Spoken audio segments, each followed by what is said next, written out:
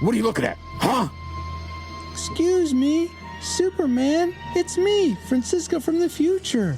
Superman, tell them you won't hurt anybody. Francisco, he's changed. No, maybe he's just sick. Superman, please get better. You're just in a slump. You'll be great again. He's not listening to you, Francisco. Yes, he is. He can hear me. He's got super hearing. And that's how I'll listen to this episode of the Retro Rewind podcast. Thunder Road 3 now online. How can I help you travel through movie space-time today? Course entered. Superman 3, 1983. Is this correct? Course set. Rewinding in 3, 2, 1. Welcome, Rewinders and new listeners, to the Retro Rewind podcast, where we take a fresh look at movies and games from 15 or more years ago. I am your captain of the pod, Francisco Ruiz, and I'm joined by your XO and mine. Look, it's a bird. It's a plane. It's PaulJPowers.com. Thank you, everyone. I'm glad to be here. And for this episode, you can call me Gus if you want to. Gus, old buddy, genius. Come up and join the fun. Okay, Gus. And also for this discussion of the film Superman 3, we welcome back aboard. And apparently she got some first aid. She's feeling better, escaping the escape pod that was being used as a trap by this mechanized Jaerod thing. We welcome back aboard Administration Officer of the former pod, Ashley Ruiz. Hey, Ashley. Aloha, everybody. It's great to be back. Awesome. Glad to have you back. And now that you have a quick flyby of who we are, Paul, can you give us a quick overview of the production specs for Superman 3? Sure. Superman Returns was released June 28th, Seriously? 2006. I said 3. How'd you confuse Returns for 3? Because this is first of all, someone said this is the bad Superman movie, you know, where he's a deadbeat dad, but it's also the sequel to Superman 2, where he sleeps with Lois Lane, and this is the sequel to 2 where he has the kid. So it's no, right? you're confused, unfortunately. Go to Superman I, as you like to say. Uno, dos, tres. Oh. That could have been brought to my attention yesterday. Fine. Yeah, I think it was brought to your attention every day. Or maybe the day before that. Superman I was released June 17th, 1983, and it runs 2 hours and 5 minutes and is rated PG. It was directed by Richard Lester and written by David Newman and Leslie Newman, with lead stars being Christopher Reed, Richard Pryor, Annette O'Toole, and Robert Vaughn. The music was composed by Ken Thorne. And are you ready for the box office trivia? I'm ready. Ashley, you're ready? And everyone who's listening and live in chat now is welcome to join in too. Paul, go for it. All right. Superman I was made for almost $40 million. Ooh. And then it earned over $80 million in the box office. All right. Given this fact, how high in the box office do you think it ranks among the movies released theatrically in 1983? This time we'll go for the top 50. Top 50. Ashley, what's your guess? Somewhere, I don't know, 1983 is like when Return of the Jedi came out. Mm-hmm. I don't know. I want to say like 28. 28. All right. In chat, we have Midgard. Hey, Midgard. He guesses 11, representing Geek at Arms. Dale is guessing 20. And of course, Bobo with 42. Yeah. It's not a podcast box office guessing game without Bobo guessing 42. And then he said 50. This is not Bill and Ted Who Will Save Generation X, but Sorry. 69, so be it. You want to lose? 69, dude. Oh my gosh. For me, I'm going to guess 21 to go blackjack. And where did it actually fall, Paul? It actually came in at number 8, according to What? the numbers.com. What? I had an 8 in Wow. my guess. It was just too It high. did well. Yeah, well, I guess that makes, I think is Midgard? Yeah, Midgard got the closest with 11. Yeah, that's a surprise job. to me. Yeah, for me too. But all right. Thank you for those factoids, Paul. And let's see if any of them factor into our memory mind meld or subsequent roundtable discussion, which we'll get into once Alice has located our target film. Alert. Alert. Target located. Spoilers incoming. Establishing analysis vector. Christopher Reeve. Right, Webster, the game's over. And Richard Pryor. Oh, see, I'm not with them, Superman. Good fool me, mister. As you've never seen them before. You're going to go down in history as the man who killed Superman. No. And this time is going to be the best time of all. Superman 3, rated PG. Thank you, brother. Starts Friday, June 17th. Please check newspapers for a theater near you. Yes, make sure you check newspapers for a listing near you, except I don't get the newspaper anymore. But, I do have memories of said newspapers. And, that commercial probably brings back some memories for you about Superman 3. So let's combine our memories of this film in our memory mind meld synopsis. A Rube Goldberg intro that leaves a man trapped in a car filling with water, and Superman saves them. Superman saves a chemical plant with a thin sheet of ice. Then Richard Pryor, the computer genius, gives him some red kryptonite and becomes super bad. I am McLovin. What? Oh, super bad. Okay, all right. After defeating his bad self, Superman has to defeat a computer that tries to take over the world with the acid from the chemical plant. I mean, that is a lot of that is right, but it was not red kryptonite. It was still green tar kryptonite. So those memories were decepted. But based on those memories, as flawed as they were, what reign did they lead you to predict for this film before you rewatched it? Or in the case of Ashley, this is your first time watching it. What was your prediction for Superman 3? Let's start with Ashley. Tragic, really? Now, and for context, though, gate. you're not a Superman fan at all, right? I am not. Oh, okay. Whoa, Superman- is it that you don't like Superman, or are you just, it's not my, no, I think it's not, I'm just No, not a fan. I actually do not like Superman. He's a bit too super for my taste. The fact that his only adversary, the only thing that will have any effect on him is kryptonite, to only have one weakness is pretty sad. And honestly, because of our golden son, he gets to benefit tremendously. And he's so super. No, I don't like him. Wow. So you didn't like Superman, and you didn't think you would like this film. But it'll be interesting to see if it wins you over. Yeah, I didn't think that I was gonna like it, and even though I've heard good things about Christopher Reeve's portrayal of Superman and how he's considered one of the first comic book movies that came into be with him portraying Superman, and it's iconic. I'm just I don't know. All right, Paul, what was your prediction? I enjoyed this as a kid, so I said classic. Classic. Okay. I'm middle of the road, guys, because I like Superman. I like Superman movies. I remember liking aspects of this movie, so I thought it might be fairly good, but I don't remember loving it. I wanted to always watch it. So I predicted it nostalgic. And it'll be interesting to see if those predictions come true. But first, let's get into the things we liked most about Superman 3. Let's spin up our Best bits.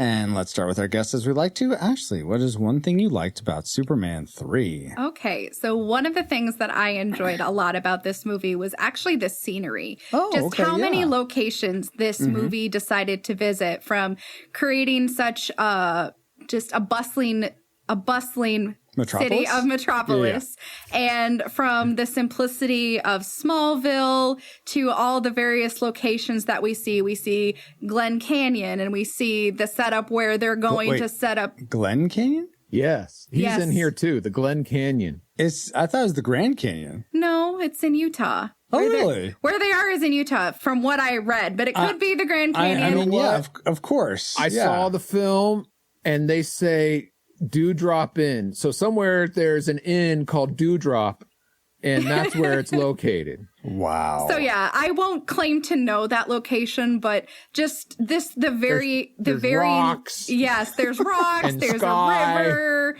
and a big old ditch, but all the places, all the different scenes in this movie were just very fun to look at. Yeah. From scenes in the Atlantic Ocean with the tankers to the random snow slope on top of a skyscraper, the bustling metropolis to the small towns To the straight tower of Pisa. the Straight Tower of Pisa to Colombia, just all these different sets across the world. It was very cool to see. Awesome. Very cool.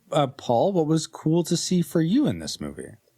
I liked the plot element that is often used in other movies about stifling The fractions of a penny. Yes. Yeah. Like they reference it directly in Office Space, but I've seen it, I can't remember how many times throughout the I've seen past it. decades in Yeah. TV shows and Yeah, such. yeah. It's in the movie Hackers. It's used quite often, but here for me, this is where it originates. I know it's been used before in other places, Oh, but was not it? quite Okay. like what it is with the computer, taking fractions. Yeah. Exactly. Yeah. Yeah. There's actually a term for that type of hacking called like a salami slicing or That's salami slicing. Yeah. So that's just a little factoid for y'all. Yep. So you like that plot element. For me, speaking of computers, I really like the computer that they designed, the production design for I have it as my background for those watching, but I thought it was just super cool looking how they made this mega computer. It doesn't make sense. Like, I think back then they were still thinking that the computer would just have to get bigger and bigger and bigger. In fact, I think it's Isaac Asimov that has or it's Philip K. Dick or one of them has a short story about this computer that they have to build it and it takes over. It's just the size of a planet, so they can do as much computational power as it needs Coruscant. to. Sure, yeah. Coruscant. Mm-hmm. But obviously that's not how computers got to be. I don't know. You haven't been to Coruscant. That's a good point. All right. Well, that was a long, long time ago. So technology's come a long way since then. Yes. But I just thought it was really spectacular looking. It looked very sci-fi and cool and futuristic and certainly a retro tech nostalgia look to it. Not that they were going for that. I think they were going for a very modern computer look, but looking back, it certainly has that flavor to it. And I feel like it still holds up today for that. It's like synonymous, I'd say, with it's not as glamorous, but like the Whopper and War Games or things like that. Which also came out in this year. Oh, okay. Well, there you go. Which both are ahead of its time, in my opinion, for computers and what they can do and Absolutely. So that was something I appreciate about this movie. Ashley, what's something else you appreciated? Was it computers? Was it the plot? Something else? It wasn't the plot and it wasn't computers, but I really did appreciate a lot of the supporting characters in this movie, specifically Annette O'Toole as Lana Lang. She was just charming, and I really like how she interacted with Clark Kent and with Superman. She was just sweet, and she was kind of like a breath of fresh air with all the other characters who were just slightly over the top. The villain just being like, it's all in my best benefit, and I just want all the money I can possibly get, and anyone who double crossed me, blah blah. But she was just real, and she felt so grounded in being a single mom, and she was just sweet. All the things that she did for the class reunion, I really enjoyed her, and it was nice to have some time with the crew at the Daily Planet, the cameraman, and just a little, just a teeny bit with him going on the bus with Clark and getting in on the action. Jimmy Olsen, the cameraman. I had to remember. And then having just the few scenes with Lois and then their editor. It was fun. And how he really didn't want to pick the bingo numbers. He's like, why do I have to do this? And it was like aspects of people's jobs who were like, I didn't sign up for this. Why are you making me do this? So there was a lot of realism to those characters, and they were really enjoyable because they grounded the film for me, because there were some parts that weren't so grounded, and they brought us back down to earth. Absolutely. Yeah. Go ahead, Paul. I'm going to jump on that because that's also my next like. That's not my next like too, but okay, go ahead. All right. Go first. I'm interrupting you then. And it's the relationship between Lana and Clark, played by Annette O'Toole and Christopher Reeve. Yeah. Their interaction is just so well done and so innocent and so fun to watch. It's my favorite interaction of any love interests in any Superman film. Oh, yeah. The way these two they were interact is just so charming and wonderful. I love it. And I especially enjoyed the contrast with Lois Lane is in love with Superman. But I love that Lana it seemed in love with Clark. Which I just really, I appreciate that, because that's like, I love you for your heart, not just what you can do, essentially. Exactly. That was really precious. And the fact that they had a past together, they went to the same high school, and they have this shared history. They're from the same town. It was just really sweet and wholesome. Yeah. I'm gonna take a quick sidebar, because this next. but I need another week. No, I'm curious, who do you like better as Lana? Annette O'Toole or Kristen? I think it's Kristen Cruick who played Lana in Smallville. Yeah. They are so different in their characters. They are so different. Putting me between everyone in a hard place. On the hot seat. I'll play my cards. I think Annette O'Toole plays Lana a bit better, just a hair better. But my vote's going to go with Annette O'Toole. Again, I have to go back to the relationship and the interaction. It's just so charming between Annette O'Toole and Christopher Reeve that I'm going to have to go with Annette on this. As wonderful as Kristen is, it's that's because they're so different. But sorry, Kristen. No, Annette O'Toole, hands down. And I mean, I can say that I've actually, despite not being the biggest Superman fan, I have actually seen all of the seasons of Smallville, just because surprise, mind blown. But I think you actually love Superman. No, I don't love Superman, but I really enjoyed the twists and turns that Smallville took, because it was his character journey leading up to him being Superman. He was this very well-grounded person who had super abilities, but he wasn't donning an over-the-top costume. And people didn't know what he was doing, so they weren't overly reliant on him, expecting him to save the world. So it was his humble beginnings, and I love a story that kind of has a hero's journey. So that's why I love Smallville. But Annette O'Toole wins hands down, because there's just this wholesome quality in their relationship, and it feels way less one-sided than the relationship that Clark has with Lana in his high school years. Yes, that's a great way. Yeah, it's not mutual, and it's really sweet to see. It's not that she doesn't, but it's different. Yeah, exactly. Way different. And it looks like everyone here live in chat is in agreement. Dale agrees O'Toole.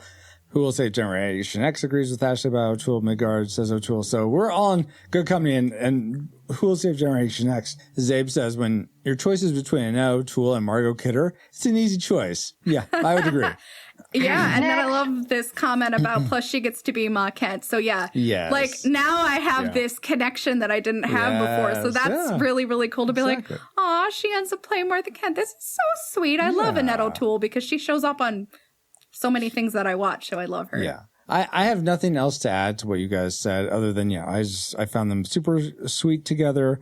Seeing their relationship sort of blossom was a beautiful thing. I wish it would have ended with them like married. It seemed like he's ostensibly proposing with that diamond ring, but that was a big rock. I know that. I wonder if that would have upset a lot. It was from Superman. I know. I wonder if that would have upset a lot of comic book purists, because he ultimately ends up with Lois and Golden Age, right? Okay.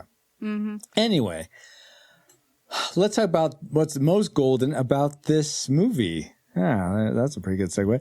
I'm going to start with Paul this time. What did you love most about Superman 3? Your classic maker, as it were. The iconic scene of bad Superman versus good Clark Kent. You have the duels, battling it out. It's just so iconic, brought to screen. It's fun action. It's on a physical level, and it's on a mental level. So, and I thought it was really well done. It's fun to watch. Best scene in the film. for me. See, I remembered really looking forward to that scene. Well, you can't and look forward to it too much. It didn't hold up for me. Yeah. It's certainly not. It's not on my like dislikes or anything like that. No, but like I said, it's also like a cerebral. The idea of it and the iconography of it is really powerful, and they have yet to do something like that, which I don't think they should mimic it, but that cerebral in the movies, it's not often seen. So that's funny. So I had a spiritual speculation for later, but you saying that just makes me think of another one. So good. Ashley, I'm curious, you not having baggage to that scene, whether or not as your classmaker, what did you, I'm not going to tell you, I'm not going to ask whether you or not you like the scene. I'm curious if you thought he was literally split into two and it was two actual physical forms, or if this was us seeing into his psyche, his head. How did that play in your mind? Well, there's no wrong answer. Yeah. As someone who had no connection, no context for this scene, it really just felt like it was kind of a look into his psyche and that he was battling against different parts of himself. And as not having any exposure, I'm just like, okay, that's interesting. And then all of a sudden one was gone. So it was interesting. Yeah, I guess the way he disappears does make it seem like it's more of a sort of an inner mental aspect, but then is it like, well, spoilers for Fight Club, anyone who hasn't seen Fight Club. Haven't, but I know the spoilers. Okay. So I definitely understand, but it's just like, it's kind of like battling against all the different parts of yourself. They're always going, there's always parts of you that aren't always in together. Like there's always a part, and you can even think about it like it's kind of like sin versus holy and all the things. So yeah, I'm just wondering if he like threw himself into like the crusher and stuff, or how that all like what it would have actually looked like if it didn't. If it was if it was the people watching from the junkyard, was it just Clark cramming himself into things, or was it like the selfish Superman just getting all barred and bruised? It's like which one did it look like? I would have loved to have just seen that. Yeah. That would have been fun for me. So I was curious about that. Paul, what's your take on it? Do you feel like it's mental or actual a physical manifestation? I like to think of it as actual physical. That's what fake kryptonite does to an alien. Oh, okay, interesting. And Zay brought this up, and I was going to bring it up earlier. It's Christopher Reeve's arguably best acting in his fight as evil Superman. He is so different than any other version of Clark Kent or Superman. The acting is just up a top notch up there. So I imagine that probably was fun, or at least interesting, to get to exercise that different aspect of an evil Superman, almost a bizarro, not quite a bizarro Superman, but yeah, absolutely. Could not agree more. And Ashley, what was the most agreeable thing to you about this film? What was your classic maker? Well, here's the fun part. Christopher Reeve was actually my classic maker. Oh, really? Oh, there we go. Wow. Yeah, okay. So he was my classic maker. Just the range that he showed in playing two parts of the same coin, being both Superman and Clark Kent, and then being able to flex those acting muscles and then have the evil Superman. So it was interesting to see him essentially play three different characters that were all connected and all technically one person. But it was so interesting to see, and just see him play against himself in that junkyard, whether you consider it physical or a dive into his psyche where he's feeling fractured and they're battling for control.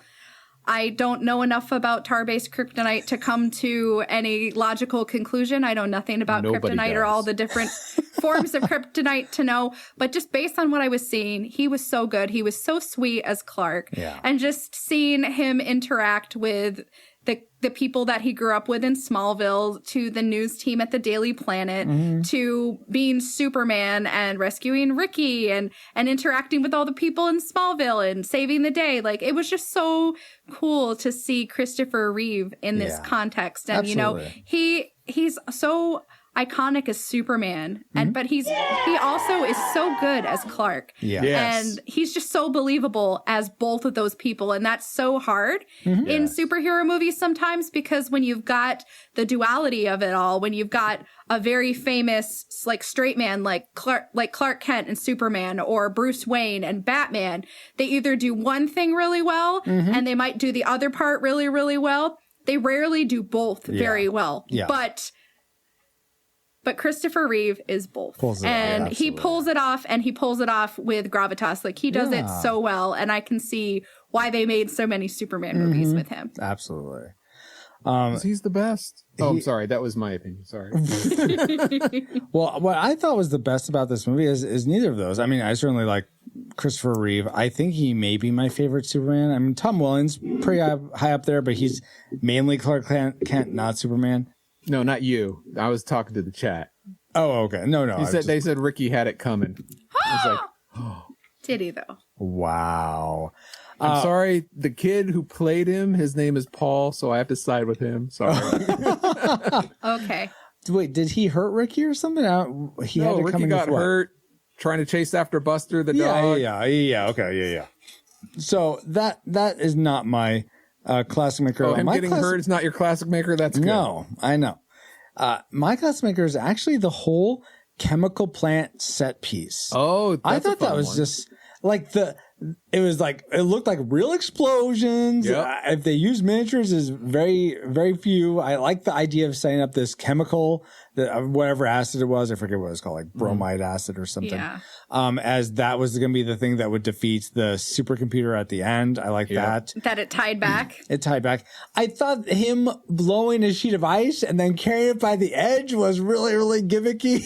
I thought so too. I'm like, okay, so this is how he's going to do it. Interesting. I mean, I think it would have been interesting if he carried it from like under like center mass or something. I think that would have been a little bit more believable than just the tip, but all right, whatever. Hey, when you have that strength and it's that solidly frozen, it can just work. do it. Just do it. I mean, there's a fire underneath. It's going to melt it anyway, so what does it matter? Hold on, let me get to the whatever. center. So Francisco says it looks better. That's right. Thank you, Chris. But overall, I liked what he was doing. It was like this is what I want to see Superman doing: rescuing people out of a situation they can't be rescued out of themselves. Like getting Jimmy Olsen, who's breaking his leg because he's not following the rules, He had it out of coming. trouble. Superman doing what Jimmy Superman did does have best. it coming. Yeah, unfortunately. Exactly. Him Sorry, doing what Jimmy. he's doing best. So I thought that was just great. And like he was thinking on his toes, okay, there's a lake here. That's how we'll get the water. It's just the perfect amalgamation of what I want to see in a Superman film. Wish I could have been seeing more of that in this movie. More Not freezing of lakes and putting out fires. The overall sense of that. Superman in those- overalls. That's what you want. All right. Superman doing super feats. Yes. Oh, Thank you, okay. Ashley. More Well on put. that later. Yes. All right. But oh my goodness. But there wasn't more of that. And so maybe there are some things like less of that we'll get into our dislike section. But you know what? I forgot something else that I have to let you all know about. Oh, shock. Geek Devotions. Geek Devotions is a collaboration of devoted geeks that are devoted to letting people know that they are loved. They produce a weekly geek culture infused devotional, their podcast Com Talk, and written articles all designed to encourage and challenge people in the geek community, bridging the gap between their faith and their geekdoms. Find all their content at geekdevotions.com. That's great, Francisco. In fact, they helped us review the first Superman movie on episode Oh, yeah, that's right. 166 or something like that. Yeah, But- yeah. Which is exactly why it's a perfect connection to this. You don't even have to ask, Paul. But why? But they're not part of Superman 3. Why Well, they did could have been. alike They were for busy. Superman 3? Yeah, that's true. Okay, they spent this whole like year or something in what they called the Superman district, where they were reviewing like Superman, the what was it, Fleischl, the animated, Fleischer, that ones too. that we were on helping review. Yeah, them. They covered those. They covered a bunch of the movies, a lot of the different series. So So in that way, it's connected, Paul. Okay. It's connected, but what does that have to do with Superman 3? You know what? I'm missing half a cent of my paycheck, so it's probably going to them. So that's how it's connected. Okay. Okay. I don't know. Fine. How about some trivia? Would that be connected enough for you, Paul? Yeah, that would be much better. All right. Let's get into some trivia. Did you all realize that Robert Vaughn, who played the antagonist Ross Webster in Superman 3, once stated in an interview that after the film was released, he decided to no longer show up at his son Cassidy's school because the students were horrified that he almost killed Superman. So my question, my question to you all is, what superhero would you want to be known for almost defeating, not killing, but almost defeating in the minds of school children? Like if you went defeating Superman? Defeating no, any superhero. What superhero would you want kids to think you almost defeated? Oh, that I almost defeated. Yeah, you, Paul, you, Ashley. Exactly. Oh. So I don't want to be a bad guy almost killing. No, thank you. Come on, guys, answer the question. Because here's the thing. You could pick a superhero that you don't like. No, you have to get the job done. Almost doesn't count. It only counts in horseshoes and hand grenades. Fine. Which superhero do you want to actually have defeated, Ashley? Well, the comic already killed Superman once, so... So you can't kill him again. Nope. Thank you. Here in chat, thank you guys. So Booster Gold, I have no idea who that is, Midgard, but thank you. Who will save Generation X is Aquaman. He would get a parade.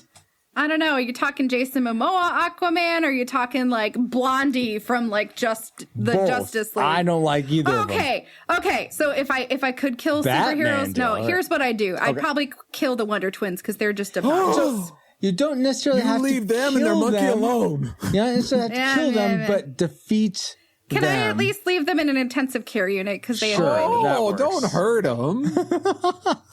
I'll tell you what. If I were to be known for almost killing somebody, I would go with someone like Deadpool. So that, I mean, you can't really kill him, but like almost, but you know, who can? Defeating is also like exiling them to like Mars or something. Wonder Twins. Or playing war with them and my 4 spades beat your 2 of clubs, I win. Yeah. No, it'd be the Wonder Twins for sure because I remember just watching Super Friends as a kid, just reruns on Cartoon Network, and I'm like, these twins annoy me. And I was the like, best. No, what are you talking about? No, they annoyed me so much as a kid, and I'm like, okay, this one can transform into any animal, and then this other one gets like the short end of the stick. I'm like, cool, you can be a bucket of water if you really wanted to. Yes, any form of water, yeah. Yeah, that's an awesome, so I won't tell you how many episodes it took me to realize they could only change into animals or water. Yeah, I'm like, okay, so what would I do? I would stick whatever animal in the block of water and put them in a freezer and lock the freezer, and then that would be close enough to defeat Gleek the monkey would get him out. Not if I put him in a cage. Yeah. He's a monkey. He can get out and rescue his. How are they? I've never seen this cartoon, so let's move on. I'll introduce you to it, and you'll feel the same way about the Wonder Twins. Never seen this cartoon behind me right here? No, I haven't, Paul. God. I mean, come on. And Hall of uneducated Justice, people here. Sorry. The League of Doom. I love the League of Doom. How do you know about the League of Doom and the Wonder Twins, but don't like Super? All right, never mind. I'll leave it as. And I was telling Francisco the other day, like when Superman is actually part of like a collective group, he's tolerable and I like him. Okay, That's because he's not featured as much. Exactly. When he's by himself, I'm like, eh. But when he's part of a team, Superman is a great team player, and like he leads, but he doesn't like push people out of the way. Like he's a balanced leader. I respect that. And I like the Super Friends minus the Wonder Twins. And Aquaman. Aquaman is fine. That's some great trivia to know about you, Ashley. Yeah. I suppose that was good trivia, Francisco. But no, that was cool about Robert Vaughn and his kids and the school. Yeah. I thought so too. And now that we've all had some trivial fun, let's find out what memories you, our awesome rewinders, had about Superman. Aye. All right. First off, James Felix says, a semi-funny, weird Superman film. Then this happened. And he posted a picture of Vera Webster, the main bad guy's sister, becoming a robot. And yeah, that is so scarring. It was for me as a kid anyway. I've heard that. And to me, it was fine, especially growing up in the 80s. Like, there's a lot of creature stuff around. You're like but 4 years older than me, Paul, but so that's whatever. True. But I know people older than me they thought it was scary. You watch this when you're 2 and you tell me how it goes, okay? Happened before I existed, so maybe 3, because I probably didn't see this in theaters. So all right. Michael Fraley goes on to say Superman versus Richard Pryor. Okay. Ding ding. Wardale White says, first Superman movie I saw on the big screen. I was 10 when it came out. While there are many reasons to not like the movie, it had some great and cool moments. Mm-hmm. Superman rescuing the chemical plant? Yes, Dale. Him finding himself in the junkyard? Yep. Yes, and Dale. The Superman versus the computer climax, to name a few. Yeah. Who will say Generation X, the podcast, the entire podcast comments and says, I remember when they used an MX missile to attack Superman in the Grand Canyon. See, and he thought it was the Grand Canyon too. Well, he also said it's an XM missile, so maybe he knows, I don't know. And he said it made an explosion like a stick of dynamite. Yeah. The producers had no clue what an intercontinental ballistic nuclear missile would do to the Grand Canyon. But to be fair, when the matchup is Superman versus Richard Pryor, you know what to expect. Yeah. Jeremy Shields says, the almost Brainiac moment when the sister gets taken by the computer. Yeah. Ken Cummings says, I thought maybe it would be nostalgic. I watched 50 minutes of it and was like, no, this is awful. I know it was supposed to be a comedy, but I was not laughing. I had one snicker at Richard Pryor as funny, but most of his other stuff was just a lead balloon hitting the floor. This came out during college for me, and I know I had to have seen it. Tragic, all capital letters, exclamation mark. And then Justin Warford finishes us up by saying, the weird computer fight, probably my least favorite Superman film. Sad emoji. Well, then you've sheltered yourself, because there's quite a few if you bring in the animated ones. all too true. Thank you all for sharing your memories of Superman 3. But I think some of you lead us right into the things we didn't like about this film. So let's get into our... Worst woofs. Next. Exactly. Ashley, I'm going to start with you. What was something you didn't like about Superman 3? I know there's probably not many things to pick from, but try to dig deep and give us one thing you didn't like. I was going to say, unless it was opposite day, I don't think we're going to have a problem with me finding things okay. that I did not like. You know what? I'm wrong sometimes. It happens occasionally. Yeah, you're right occasionally as well. But in this time, yes, there are plenty of dislikes. And let us actually start out from the very beginning. We're introduced to the character of Gus, and he is at the unemployment office. Mm-hmm. He's set up to be this person that has failed at job after job, takes a computer course, and then all of a sudden, he is this computer programmer extraordinaire, like on this like god tier hacking level. And Gus, old buddy genius. Come up and join the fun. Exactly. So the fact that we see him go from slacker to hacker is really unbelievable. And how many genius hackers do you know that are not also slackers in other areas of life? Well, that's true, but there's nothing that sets him up to be believable as a computer hacker. He takes one course. This is a Superman movie. It's not supposed to be believable. No. He can do a yo-yo like the best of them. That's got to set you up for computer greatness, right? Absolutely. He can use the yo-yo to like pull the other guy's arm into the computer slots at the same time, or even slide down a rope without hurting his hands. Yeah, that's amazing. So, yeah, Gus Gorman does nothing for me. Richard Pryor, I didn't laugh a single time watching this movie, unfortunately. Me either. I know. You know what I laughed at? When Clark opened the car door and hit Richard Pryor in the gut. It was just one of those slapstick moments. Oh, okay. Yeah, there was nothing in this film that Richard Pryor bought that made me even chuckle. It was just How about when he was wearing that big cowboy hat? You didn't. No. I was like, smile? I know. I was like, oh my gosh, it was why? No, it was painful. A lot of the gimmicks that his character reached for to make things happen, dressing up like he was in the military, wearing that hat, like that was just like, this was painful. So when he was on the stage and he was dressed in the military garb and he's wearing those pants that pinned out on the flared out on the side, I'm just like, this is painful. Well, thank the Lord for Superman. Yeah, it's just, I'm like, I don't find him funny in this. Yeah, I didn't either. He's regarded as like a comedic genius in his time, but I don't see that in this film. Yeah. And Gus is just... To be fair, he didn't write the film, although he did ad-lib. I know he didn't, but it didn't make it... I can only just blame him for the portrayal and blame the bad writing, so... Indeed. So one of your dislikes is Richard Pryor. Okay.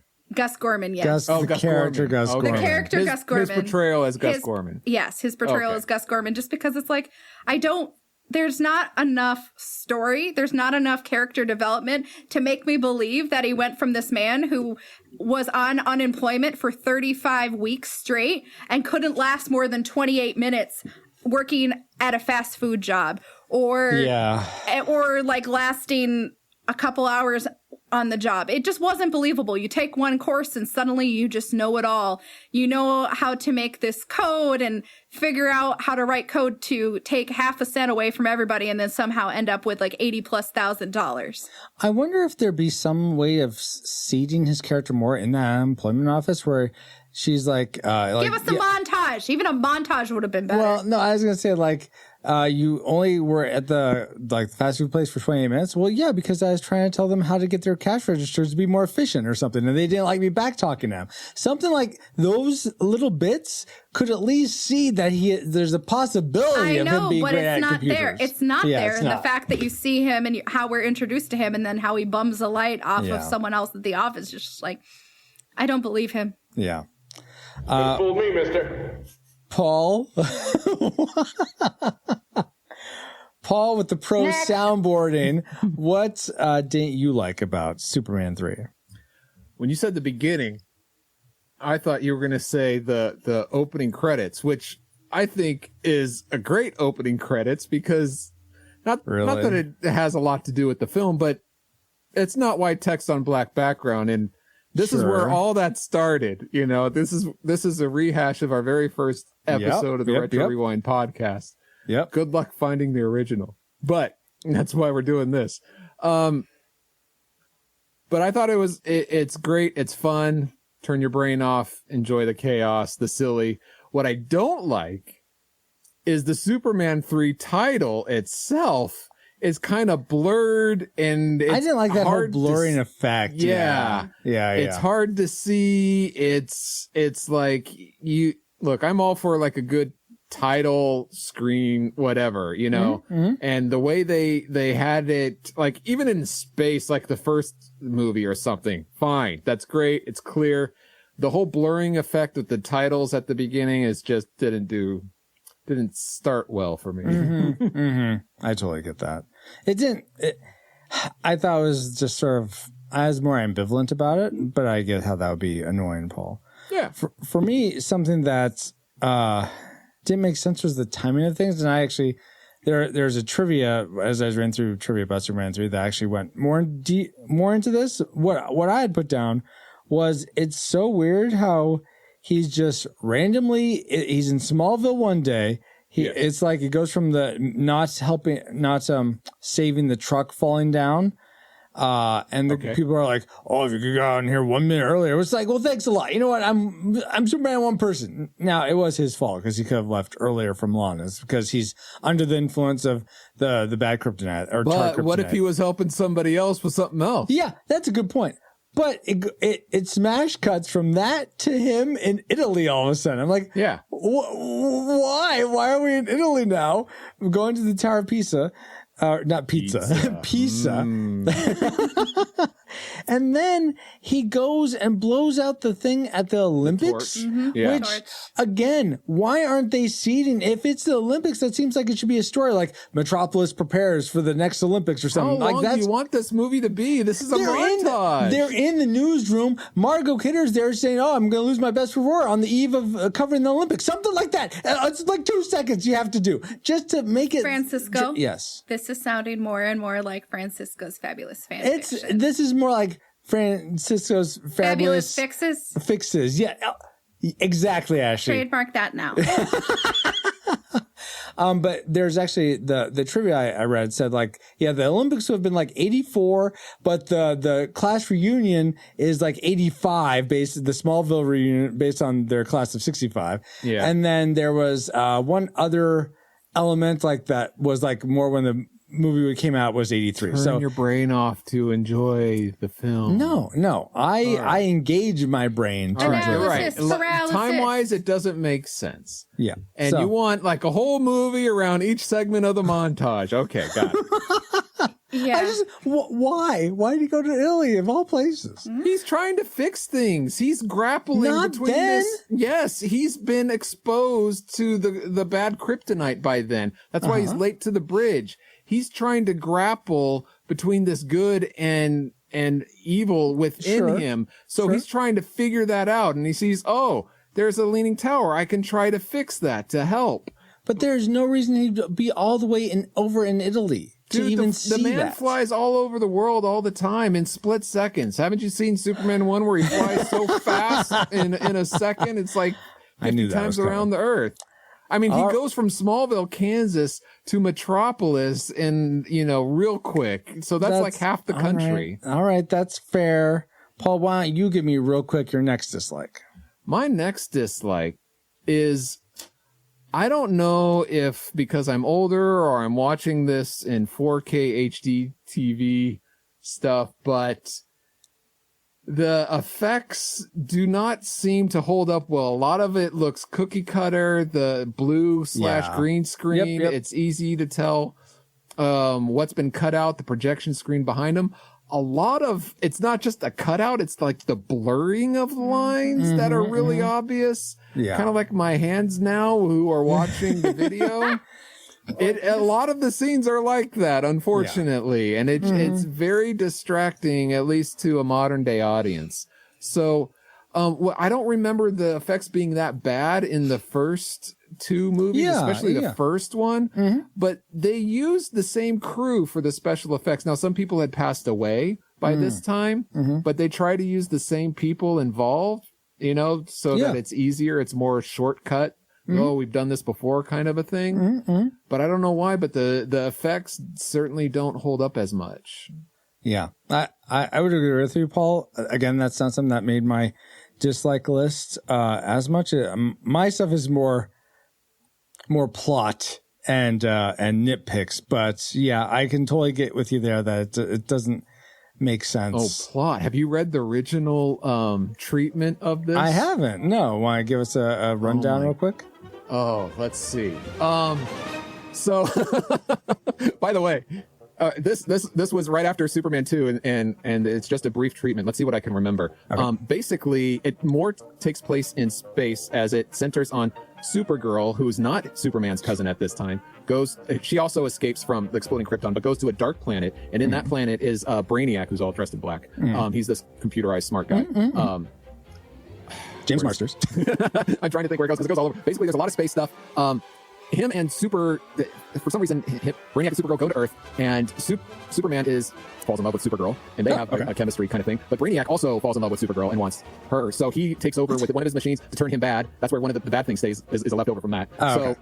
And makes him do bad stuff, and so much that the people of the Earth turn to Supergirl and say, "Look, you got to stop Superman because he's like destroying the Earth kind of thing." Mr. Mixes-Pillick or Mixes-Pillick, depending on what your iteration comes in, and I forget how, but somehow Brainiac has a castle, makes his home in a castle in Europe, and takes Superman under his control there. He traps him there. Superman reaches out to Lana and Jimmy because Lois had gone to like Korea or something. By the way, if this is too boring, you can skip it. But anyway, over to Europe, and then Mr. Mixes-Pillick or Mixes-Pillick somehow takes them back to takes back in time into the medieval times of the castle and takes away their powers. So you have you have Brainiac versus Superman without powers fighting for Supergirl, and they do it like a joust kind of a thing. So all this to say is that they thought it was way too convoluted, but The plot it could have been worse, is what I'm saying. Yeah. You know what? Maybe I need to rethink my tragic maker. As awesome as those other characters are, the way that it's so convoluted. That's way out there. Focus, pocus. That plot has no focus. Very true. Was there any part of Superman 3's actual plot, though, Ashley, that you thought had no focus or was otherwise just really not compelling? Okay, I wouldn't say that it didn't have any focus, but in all honesty, the villain that we got in this film felt lackluster to me. Now, who's the villain? So there's a couple different definitions that you can apply to villain in this film. There's a couple because we have a few. Yep. Because no one does anything alone in this movie. So the main villain, the person who is trying to achieve something at the greatest to the greatest of their ability is actually this tycoon. Yes. What is his name? Ross Webster. Not Robert Vaughn. His character name. Yeah, Ross Webster. Exactly. So Webster, like, he's just apparently him and his sister, they were made completely original for this plot. Yes. And he's a good actor. Like the actor that portrayed Webster, very good, very charming in a very diabolical way, but very good Robert Vaughn. Yes, but his character was very boring and his sister was very boring. And the fact that they were only doing it to gain as much control and have as much power, it was the classic villain scenario. But the fact that they made a boring original character, had a boring familial tie to another boring character, and then had a unfunny minion just hack into a computer. I don't know. I've seen more compelling villains in an Austin Powers movie.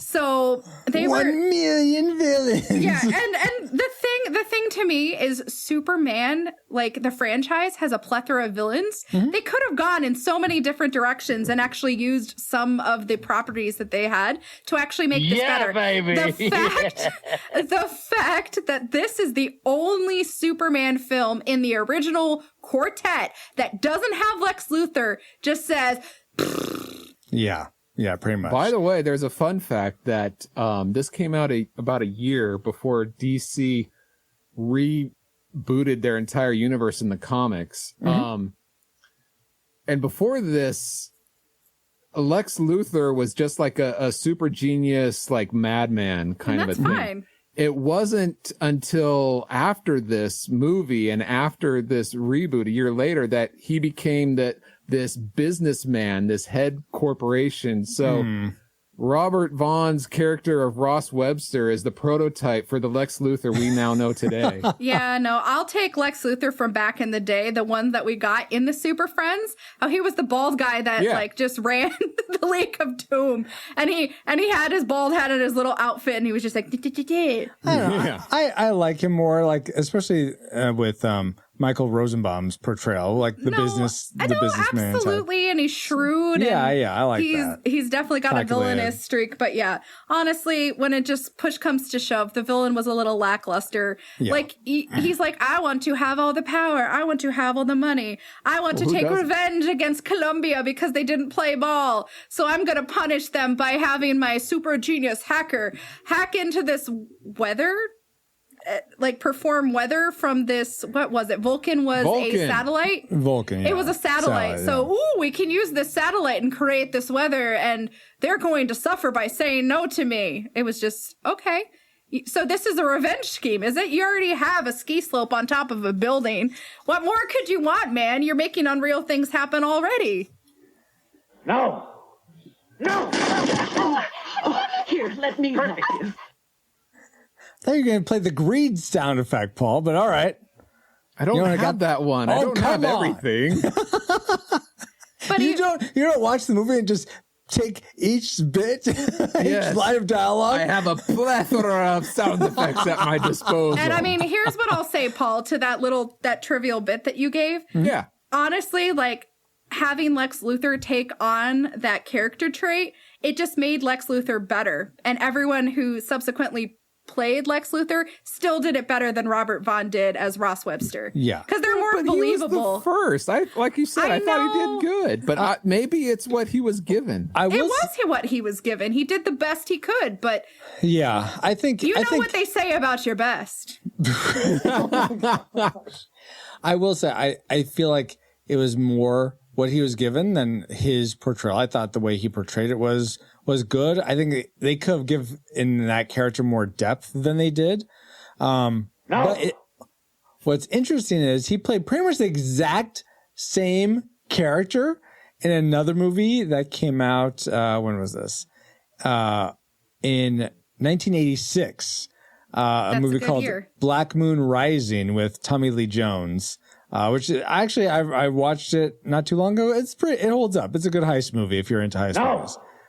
No. But I'm watching Superman 3. I'm like, this guy seems so familiar. Why is it so familiar? It's because I watched the same character might as well have been in this other movie that came out 3 years later. Anyway, something very familiar about him. Yeah, pretty much, Biff. Yeah, now you've got me wondering if I've seen him in anything. Well, he was on The Man from U.N.C.L.E. in the TV series. At the time, he was more well known. Nope. He did a voice of someone in Recess. I saw real quick. I'm not sure what. He's Mr. White in Recess. No, I know that. Okay. I know Mr. White from Recess because if you're talking Recess, like the cartoon. Yeah, the cartoon. Yeah. Oh exactly. yeah. No, that's my generation. Yeah. I remember him. Something that I wish I could forget is something that's on my dislike list before we get to our tragic makers is okay. So Superman turns good, right? He's bad, and he goes to the British ship that's not going in. Superman's bad. I have to say he was. He was bad. He's going. He tears the hole in the ship, and all the oil is pouring out. Then he goes back and he somehow blows the oil back in. Yeah. All right, that's weird. But then he fuses with heat ray vision right up against the oil, the metal of the ship. And that's not combustible? Oh, that's I thought you were going to say, how does the oil know to stay back from it? Well, that too. I figure he's still blowing the whole time. That's my suspension of disbelief. But then he fuses it with his eyes, and that's somehow not combusting the oil. I'm just like, no, too far. I so thought you were going to say, because of the oil tragedy we had after with the oil spills, with the Exxon Mobil gas spills and everything, we know that it's a lot harder to clean up than just blowing your breath. But this was before that, where I'm sure they figured like, oh, it's oil and water. It's easy to separate. Just like blow it back in should be a little bit easier. You're like, take a little leap of faith there. Yeah. But it's not physically possible, I guess. You guess? Yeah. You guess. But now let's get into the things we hated most about Superman 3, guys.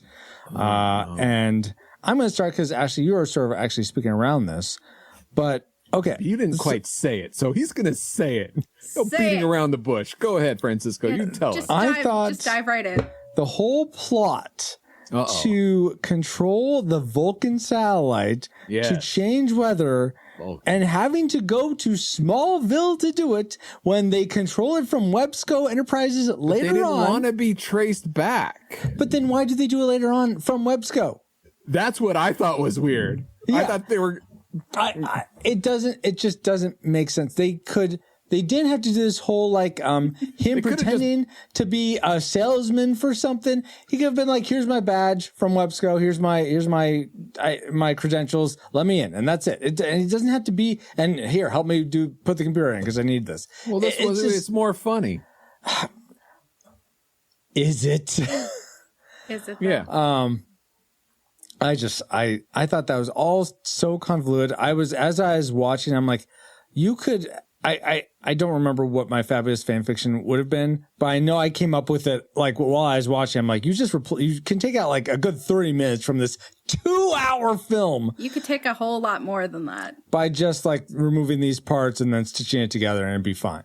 So I was annoyed by that whole convolutedness of the Vulcan satellite and whatnot. So That's my tragic maker.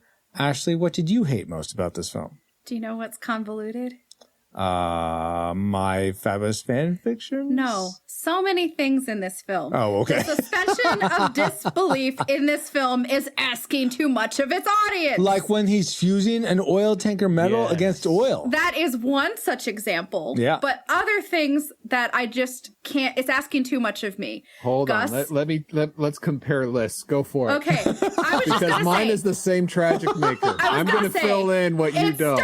It starts with Gus being a super talented hacker. How about you guys go back I'm and fine forth? with it. Okay, so I don't believe it. I don't believe it. He's a slacker. I don't believe it. He might have some programming ability. They only show him taking one course. Whatever. All right, Paul, let's go with Paul now. What's yours on the list then? Creating weather. Yes. Crane weather. Yes, the Vulcan satellite being having to be able to do that. And that also goes to Francisco's point. Why does he have to go to Smallville? Yeah. Especially if they use their computer at Websco. It makes no sense. Yeah. Just meh. Okay, what's next, Ashley, for you? Okay, so the next thing is really being able to use that same computer to somehow be able to target the debris of Krypton. Does this satellite have such a far reach that it knows precisely where Krypton is, and it can analyze this dust from hundreds of light years away? We don't necessarily, I don't have an idea of how far away Krypton is. It's advanced computer technology. It's like when they say enhanced. But it's the early 1980s. And satellites are like specialized. I thought like they do one thing really well, not like multiple things. Yeah, generally it's one specific thing. So the fact that he can use it to create weather, and then he can also use it to scan the debris and get like the makeup of the debris of Krypton is just absolutely asinine.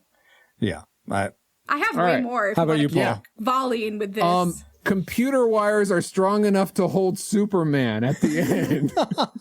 What? Okay. I didn't think about that. Yeah. Well, isn't he weakened by kryptonite at that point? No. It doesn't matter. Okay. Doesn't They're matter. computer wires. Come on. Okay. Next thing. Everything that computers are capable of in this time frame. I am sorry, but it is the early 80s. Home computers really didn't become more of a staple until the mid to late 80s. Well, yeah, these are business computers. It was on the precipice of it, but even still, they're not capable of doing these things. My gracious. Let alone some of those things. How about, and this is like the biggest one, the crosswalk signal guys fighting. Oh my gosh, that was so dumb. What was that? Oh my gosh. And by the way, the producers stand by like, hey, it could happen, and they're thinking. No. What? Because they think computers can do anything. It doesn't make sense. Including having obviously they're fans of Electric Dreams. Self-aware and finding sentience, and then also being able to just scan Superman, and I automatically know his weakness. I'm just gonna do an automatic scan, just like this satellite can know where the debris of Krypton is. Hey, Travis can scan escape capsules and know what's going on. So I'm sure this. But it's a trap. Yeah. Just like this is a trap. It's like, ooh, Superman, let me scan you. Oh, I made a beam of kryptonite. I've listed cleaning up oil spills by blowing it, which we already mentioned. Swinging I got down another one. on a yo-yo string by your hands. I already mentioned. Go for it, Ashley. I got another one. This made no sense to me, and this was pretty early on. So Francisco cited the was it an acid plant? What was a chemical plant. The chemical plant. Yeah. So the fact that he goes and he freezes the top of the lake and he brings it and it comes down as rain. That's how it works. That's how water works. When ice is heated, it becomes rain. I saw it on Superman 3. That's how it works. Don't believe it. Don't believe it. Don't believe it. Suspension of disbelief. Okay. Paul? Skiing off the side of a building and landing. and being totally fine. Right. Yeah, Even the producers know that was a little unbelievable. So okay. Ashley? A computer being able to turn a person into an android, and then somehow once the computer gets destroyed, they're back to normal. Like destroying a computer, it undoes everything. It's like a vampire that way. Yeah, it's like an off switch. I turned off the android mode. And the take over the world mode. Okay. Yeah. Pretty much. All right. Paul? why at the end of the movie, when what's her name, Lana takes Ricky to Smallville. Yeah, they say, you mean to the zoo." Metropolis? Right. Sorry. Yeah, You're right. From Smallville to Metropolis. Mm-hmm. She stays at a hotel. Clark is there giving her the diamond because she's staying in the big city. So and then who of all people, Brad shows up. Yep. Now Brad lives in Kansas. Yep. In Smallville. Yeah. How does he get all the way to the East Coast to Metropolis? It's not the next big city. Kansas City would be the next big city. What is he doing all the way over in Metropolis to find her, come across them at the hotel? He probably followed them, given But how he has skeezy. so many prospects back in Kansas. Yeah, but it doesn't make sense. He wants the one that he can't have. He's that archetype of character where he wants the one thing that he can't have. He's a drunk that could barely tie his shoes. By the way, Lana's staying at a hotel in New York. Did she just sell her house and just like, I'm just going to stay at a hotel for a while? Let me just do this. Let me it's the uproot. 80s. What does it cost? $2? Child. Let me uproot my child and everything he's ever known. His father's still back in Kansas, but let me just move. His father will never see him, and he'll see him 2 weeks in the summer. He's just in a slump, Mom. Brad's not in a slump. No, he's in an eternal slump. Yes. Oh, okay, I think we're back to Ashley.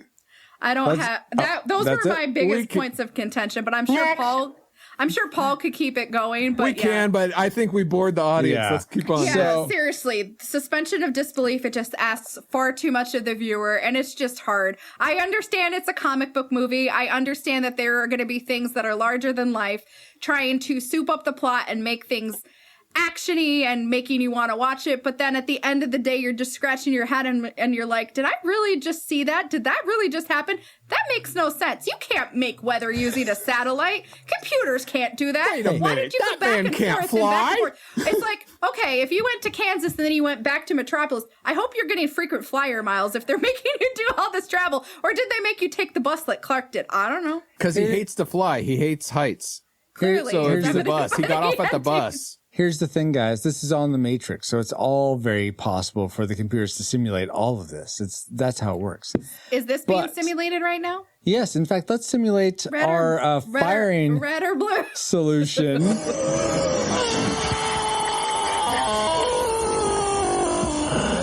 Exactly. We've entered all our trajectories into the firing computer. Travis, do you have a firing solution for us? Firing solution complete. Salvo authority accepted. Ratings prepared to launch. See, even Travis knows it's salvo authority. Don't start with me, Paul. Okay, guys. Do we rate Superman 3 a classic? We'd recommend anyone go see this film, whether or not they've seen it before. A nostalgic, it's worth revisiting if you saw it as a kid and enjoyed it. But if you've never seen it before, don't waste your time. Or do we rate it a tragic? It's not worth anyone's time today. If you've never seen it before, definitely keep it that way. And if you have seen it before, don't sully any good memories you have of it with a rewatch. Let's begin with our guest, Ashley. You had predicted tragic. Yeah, tragic. Where did your final rating end up? It remained the same. So classic? It remained the same. It in my mind, it was going to be tragic, and tragic was where it landed. Wow. Christopher Reeve was very charming and believable as Superman, but there were so many things that were just at odds in this movie. Mm-hmm. And if the suspension of disbelief is asking way too much of me and it's making things up, and this movie is not like science fiction, it's a comic book superhero movie. Let the super things be about Superman, not the super unrealistic things that are happening within it. That's a good point. That's a good way of putting it. Yeah. What you were saying, like with tragic, like never see it. I wish I could unsee it because now I have this context and I'm like, okay, of all the Christopher Reeve Superman movies, this and probably the one that comes after are regarded as the worst, but all I can say is if it doesn't have Lex Luthor, it's probably not worth it. Have you seen the first two? No. I haven't. Well, then just, skip the fourth and it just gets better. I was going to say the only introduction to Superman I've had in film before this is I have seen Superman Returns. I got dragged to Superman Returns when I was in college. Yes. And I got dragged to that when I was in college. And the only other connection I have is Smallville because and Super Friends here and there and like Justice League, just mostly Superman in animated form because again, not a huge fan, not seeking him out. I've seen more Batman movies. Gotcha. And I'll stick to those. There are more Batman movies. And I'll stick to those. Tragic from Ashley. Paul, you had predicted classic. Where did it end up there for you? Well, normally we go to our Rad Rewinders. You know what? They're right. Let's go to our Rad Rewinders. And they, with their combined votes, rate Superman 3 a nostalgic. It was very heated, but it was nostalgic. Okay. All right. So now, Paul. Go. Lovely wife who watched about half this movie before she totally gave up on it. I wish I could have given up. Was this her first time watching? No. Oh, okay. She said, but Paul, you're not going to, please tell me you're not going to rate this ridiculous, I quote, ridiculous, silly, makes no sense movie a classic. But I'm sorry. I find the interaction between Clark and Lana so good, and that Superman fight. I recommend this movie to anybody. Like, as flawed, so flawed as this movie is, I still recommend it to anybody to watch. Oh, you haven't seen it? I'd recommend it. It's not everybody likes it, but give it a shot. I can't. I want to go back in time like Superman did. Can I unsee it? No, because that's one of his worst capabilities. I know. No one do that. 2 hours of my life I'm never going to. You can travel, through a flux capacitor. There's through a phone booth. There's so many ways to travel through time. Going so fast that it reverses the no, don't time travel that way. All right, so we have a tragic, nostalgic, and classic. So really, whichever way I go is going to be the final rating. Phenomenal cosmic power. Space. With great power comes great... Oh, wait, that's Spider-Man. Yes. Whoops. It's still true, though. So I definitely... This was definitely tough, guys. Because, man, there's a lot I don't like about this movie. Oh yeah, there's a lot not to, but there's a lot to like. I mean, how good is the good versus how bad is the bad? Yeah, seriously, where are your scales when you need him? Yeah, unfortunately, don't say that. For who? Everyone. I'm gonna have to rate Superman 3 a tragic. Victory! You came to the right side, husband. I'll make you cookies. Oh my gosh. That's it. That's bribery. That's how it. But you saved me. I have to say thank you. Cookies? I thought you promised me half a cent of your paycheck. You're not getting half of nothing. Oh, what? I'm getting half a crumb. Cookie. You'll get half a crumb. Is that right? That's right. No, I think a lot of it goes to the asking the audience to suspend so much disbelief. And I think maybe back in the 80s, it wasn't as bad, but watching this for today, I can't recommend this to. The only person I might recommend this to is a 5-year-old who's goo goo gaga about Superman. What are you saying about me? Exactly. You're 5-year-old. You're 5 years old in spirit, and you're goo goo gaga over Superman. I'm not saying anything about you, Paul. This is what I would recommend it to. That's fine if you won't like it. But yeah, it's just as much of the things that I like about it. I don't think they hold up.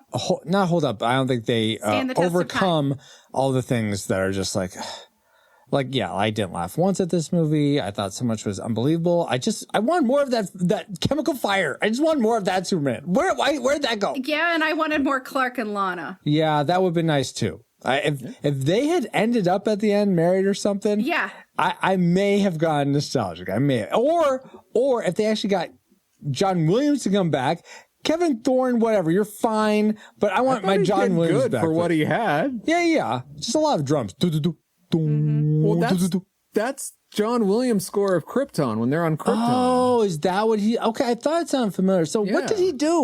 Was it just all John Williams then? No, he did some other like fill in the blank stuff that, you know, when they're by sitting numbers composition. or like when they're in the drunk where they're drinking. Oh, yeah. It's all stuff you don't remember. Yeah. But it just, he does the job. He gets it from scene to scene. Yeah, that's a good point. So, and someone needs to do that. So, thank you for doing especially if you don't have John Williams. Yeah, exactly. That's the problem. You need John Williams. But yeah, nostalgia. So, according to the Retro Rewind podcast, we rate Superman 3 a disputed tragic film. We'd recommend no one go see this, whether or not you've seen it before. Sorry, folks. I tried.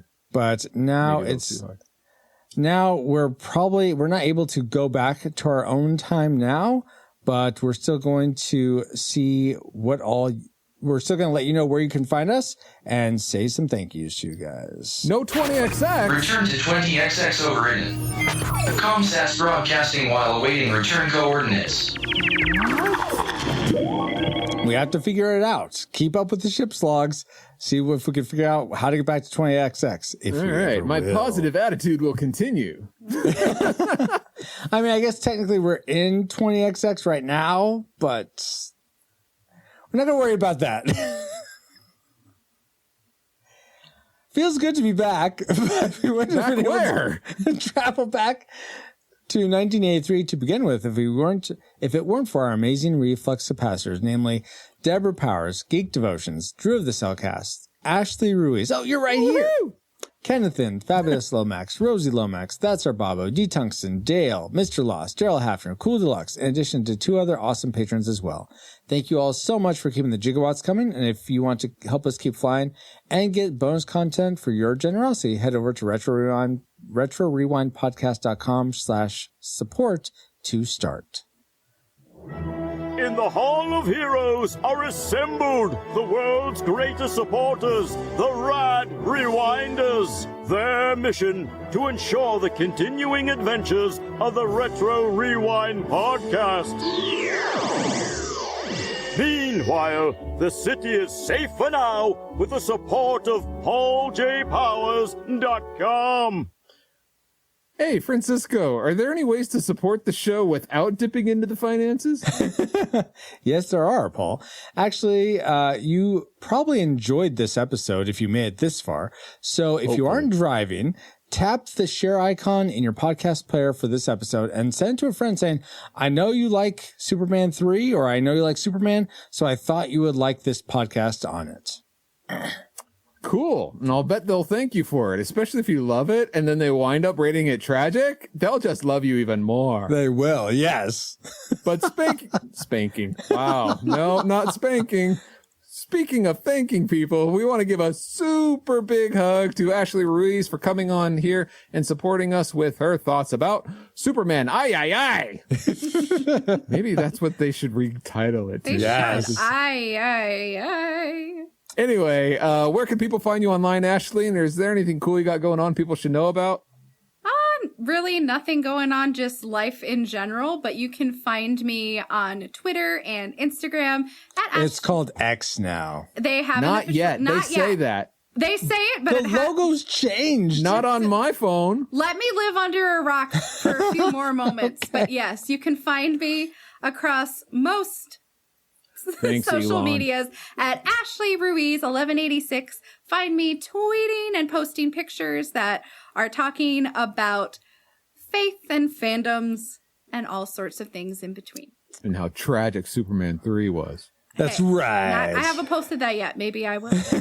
Thank you so much, Ashley. Thank you so much to my super friend, Paul, and all you rewinders, new or old, for another fun voyage.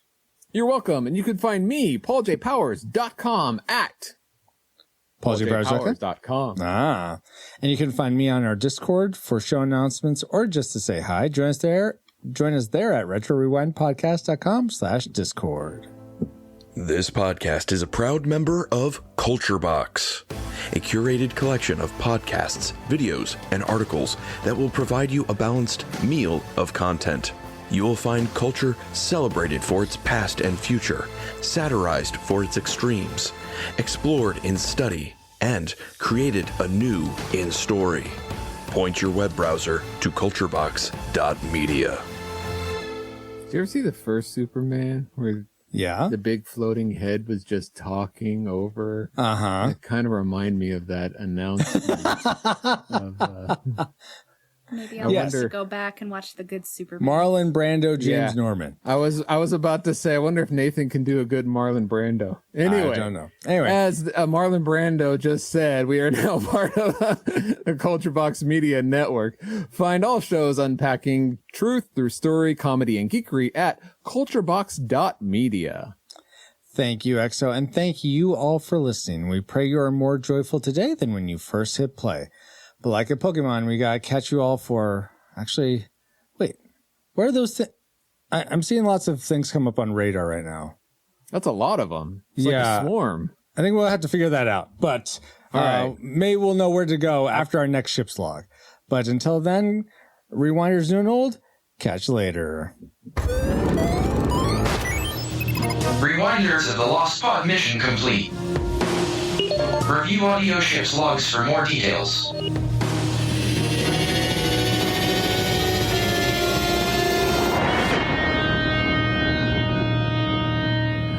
Superman 3 should have been a classic film. It was a perfect plan. It was foolproof. And we were the fools. It's not my fault. I did what I was supposed to do. You can't blame me. You ruined it.